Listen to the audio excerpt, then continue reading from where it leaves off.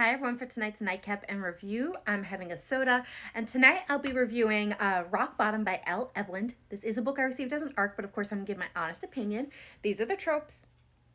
And these are the content warnings. I was really excited to read this book as it is a spin-off series of the author's other series, Wayward Sons. So a lot of these characters were introduced in the last book, so I was really excited for them to get their story, and it did not disappoint. I gave it a 4.5. It was really good. If you're looking for a Rockstar MM romance, then you need to check out this book, and I'm really excited to talk about it. It did come out yesterday, the August 21st. I'm a day late, so I do apologize, but it was really good, and life just got away from me. So what's this book about? So this book is about Dante, who is the front man to After Adam, one of the biggest rock bands in the world. Unfortunately, Dante has a bit of a problem when it comes to alcohol and illicit substances. So much so that it started to get in the way of his performances, and his record label is now considering not taking him on tour. As a last-ditch effort, he has made the commitment to go through a rapid detox and then spend 30 days in a place of their choosing, which turns out to be a remote place in the middle of nowhere. But if he stays clean and sober for 30 days, his label will let him go on tour and not replace him in the band. I apologize for my voice.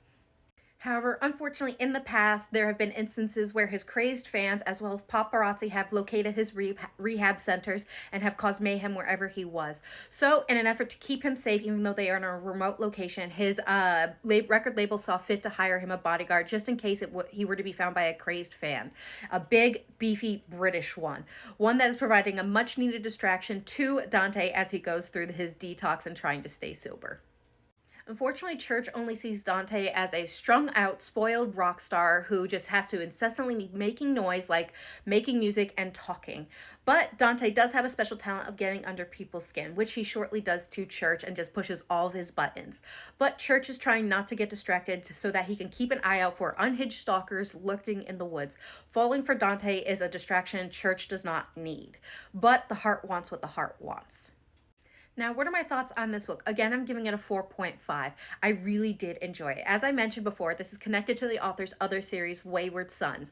Now, I would say that's a little bit darker of a series, and that makes sense because that's about a serial unaliver family, while this one is about a group of bodyguards, and this one is a rock star romance. Now, don't get me wrong, they definitely deal with dark topics, but I would say this book feels a little lighter. It might be a great way for someone who's looking to start dark romance to start with this book with the darker elements, but not a heavy feel. I think that has a lot to do with the sassiness of Dante and his humor and banter. There's a lot of that in this book. Dante has it in spades, and Church has his moments with his dry British humor, which he was entertaining. I did find him. He was definitely a fun character to read. I think one of the things I really enjoyed most about this book was the couple dynamic. It is not unusual to see with an MM romance the bigger guy be the more dominant one, with the smaller one being the more gentler of the two. But in this book, it is switched up, with Church being the big guy, being the softer, gentler guy. Yes, he's a badass when it comes to his job. It's insecurity and being a bodyguard. He can handle his business. But when he's with Dante, you see him being bashful, kind of having these silly, giggly moments occasionally, which just made him really endearing. And then you have Dante, who has that sassy big dog energy. It's definitely making him the more dominant one, but he is very respectful and kind to Dante and his needs, and taking care of him when he needs to, and not pushing anything on him, which I really enjoyed. Like, one moment I teared up was the sock and the guitar. Trust me, have the tissues ready. I was tearing up. I just love the dynamic between these two. It was very enjoyable to read and such a switch up from what I normally see.